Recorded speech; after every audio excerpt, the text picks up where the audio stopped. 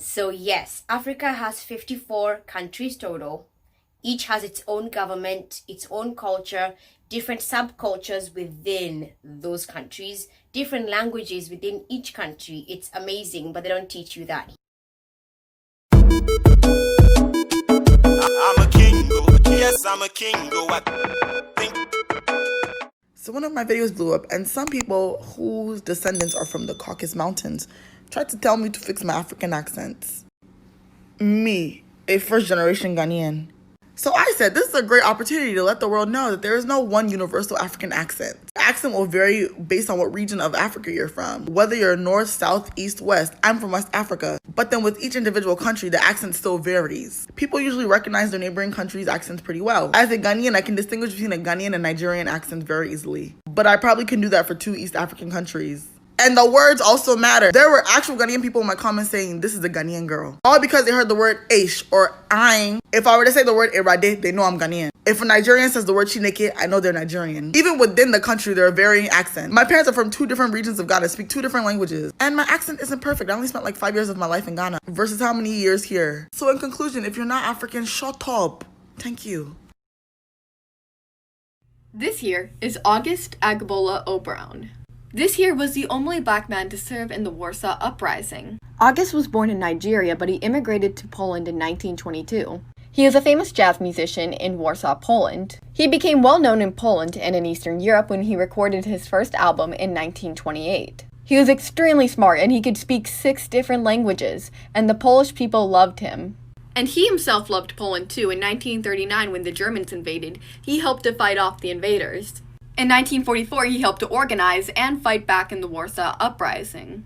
Even before the uprising, he had an important role in Polish resistance. He helped to deliver newspapers to the underground resistance. This helped them, keep up with what was going on during the war. Even after the uprising, he tried to free Poland from the Soviets. He did end up immigrating to England with his family. His heroic resistance is fairly unknown, but it should be talked about a lot more. So, here is my Swedish culture shock. I came from my own country, my first time, and I came to this neighborhood. We rented a house, not an apartment. And my first 1 week, because my husband wasn't around, I see neighbors looking at me through the window. I'm like, okay, they're not gonna introduce themselves for 1 week. They didn't do it. So I decided I'm gonna go introduce myself. So I went there. The first neighbor opened the door.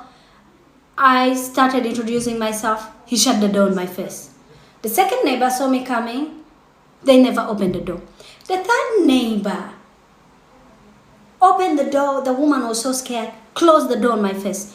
I was so sad. I was like, what's going on? If they don't introduce themselves to me, why can't I introduce themselves to them?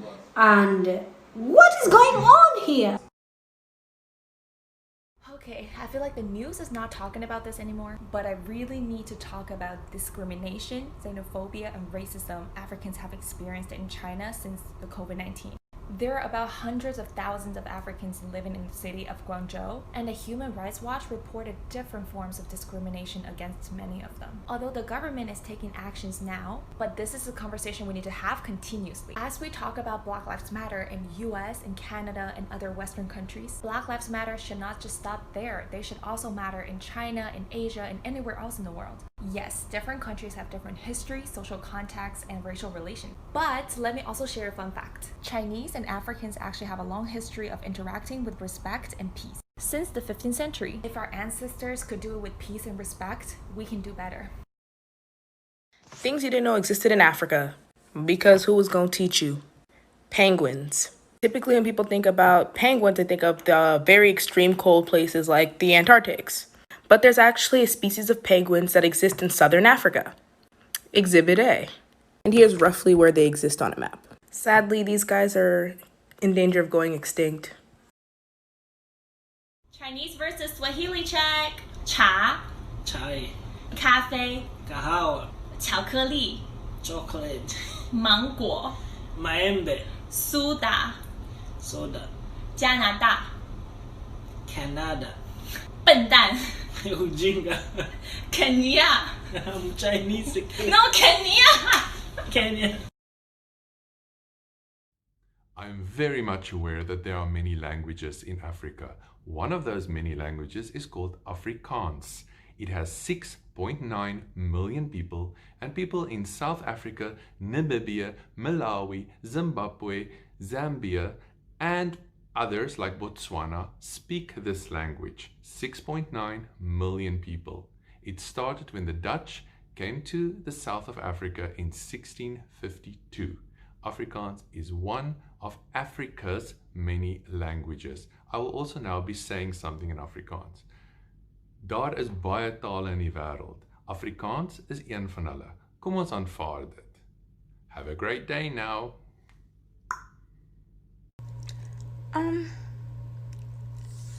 That's how you know history was so whitewashed. So whitewashed. Because what is this? What is this? Now some people are glad that their ancestors were sold into slavery, where they were brutalized, dehumanized, and degraded for years and years to come. And then after that, Jim Crow, and now currently mass incarceration, where we're still fighting the corrupted justice system. We're glad, because that way we don't get to live in huts and and starve and be poor, because it's not like Africa was colonized. The scramble for Africa did occur, if anybody knows that, but you don't, because nobody teaches you these things. But now it's 2020. I don't want to hear it. There is no excuse. You have a phone to type this ignorant bullshit. You can use that same energy you put into this comment to go on freaking Google and, educate yourself. The continent of Africa has 55 countries. A lot of people say Africa is a country. However, it is not. It's made up of quite a diverse group of countries. And I basically remember all of them by doing this map on repetition. I think it's a really good exercise for your brain. And I basically just keep erasing this map and trying to do as many as I can by memory. It's easier to remember the larger countries like Libya, Egypt, Algeria, Sudan, South Africa. But there are a lot of really small countries like Lesotho and Eswatini that are harder to remember.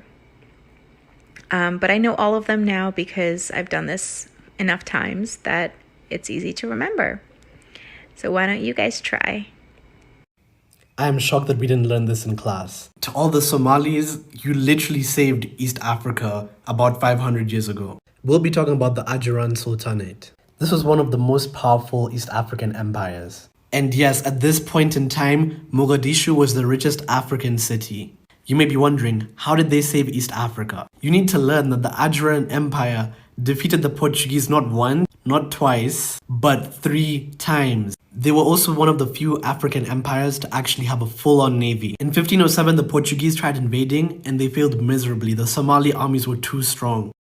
The worst mistake, by trying to attack Mogadishu. In 1542, the Portuguese tried to take Mogadishu and they were defeated even before they reached the land. The Somali navy was supreme at that time. Shortly afterwards, Mombasa and Kilwa were being oppressed by the Portuguese. But y'all Somalis came through and actually saved the day and chased out the Portuguese. Like and follow for more content.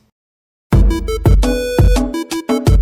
a king, yes, I'm a king.